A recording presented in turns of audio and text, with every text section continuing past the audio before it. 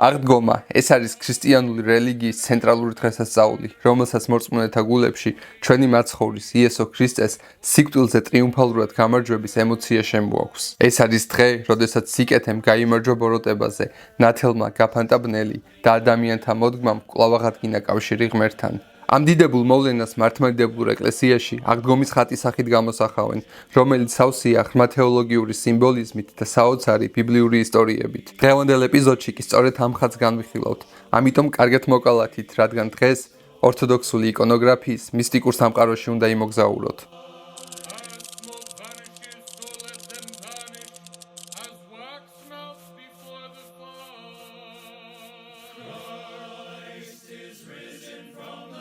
აღდგომის ხატის ცენტრალურ ფიგურას ჩვენი მაცხოვარი განკაცებული ღმერთი იესო ქრისტე წარმოადგენს.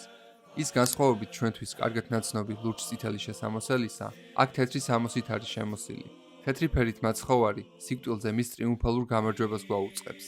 მისი სამოსი ფრიალებს, რაც ჯოჯოხეთიდან 3 დღის შემდეგ მის დიდებით ამოსვლაზე მიგვანიშნებს. მისი სხეული უფნელი, საღვთო ნათლით არის გაბრწყინებული, რომელიც ცენტრისკენ კიდევ უფრო მუქდება, რაც ხაზს ღმერთის შეუცნობელ არსზე უსვამს. მის ფეხქვე შებოჭილი მამაკაცია გართხმული, რომელიც ეშმაკს განასახიერებს.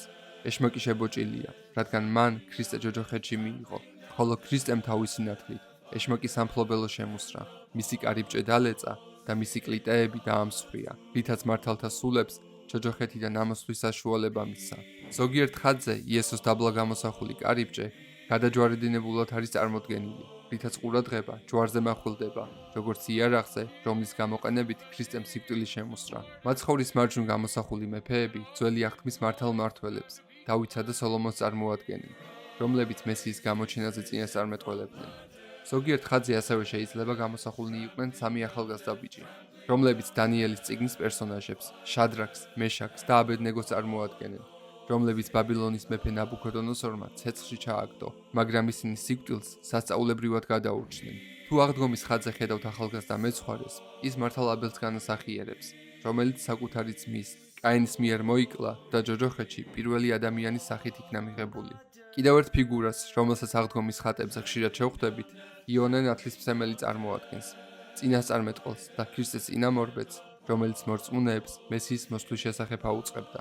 ხატზე გამოსახული თითეული პიროვნება ღვთის სიტყვის იესო ქრისტეს მეგობარს წარმოადგენს, რომელთანაც შეხება მათ ძველ ან ახალ აღთქმაში ჰქონდათ. ისინი ჯოჯოხეთის ტყვეები იყვნენ, რომლებიც ქრისტეს მიერ ტრიუმფალურად განთავისუფლდნენ. მათი ტყვეობის მიზეზს კი ხატზე გამოსახული ორი პიროვნება, ადამი და ევა წარმოადგენენ.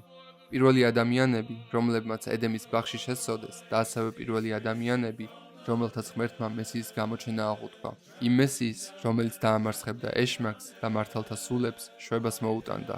ისინი ამავდროულად ტიპოლოგიურად მთელ ადამიანურ მოდგმას განასახიერებენ, რომლებსაც გადასარჩენად ღვთისაკენ ხელები აქვთ გაწვდილი. ღმერთი კი მათ ასახმარებლად არა მხოლოდ უბრალოდ ხელებზე, არამედ მათ მაჯებზეა ჩაჭიდებული, რითაც ის ერთი მხრივ გვანახებს, რომ ხსნა ღმერთის დახმარების გარეშე შეუძლებელია, ხოლო მეორე მხრივ მიგვანიშნებს, რომ ღმერთის მიერ გამოწვდილი ხელი იმაზე უფრო შორს მიდის, ვიდრე ეს ჩვენ წარმოგვიდგენია. ეს არის ამ ხატის ყველაზე დამაიმედებელი სიმბოლური სცენა, რომელიც ღმერთთან კავშირის აღდგენას და ადამიანის სამოთხეში დაბრუნებას სიხარულით გვაუწყებს. ეს იყო მაცხოვრის აღდგომის ხატის სიმბოლიზმი. ქრისტე აღდგა მკვეთრით, სიკვდილით, სიკვდილისა და მწვრთნელი, დასაფლავების შინა, ცხოვრების მიმნიჭებელი. თუ მოგეწონათ ვიდეო, არ დაგავიწყდეთ მისი დალაიქება და გაზიარება. მე კი ვეცდები, რომ ვიდეოები უფრო სწრაფად დავდო და საბოლოოდ TikTok-იდან YouTube-ის პლატფორმაზე გადმოვერთო. მომავალ შეხვედრამდე, ქრისტე აღდგა.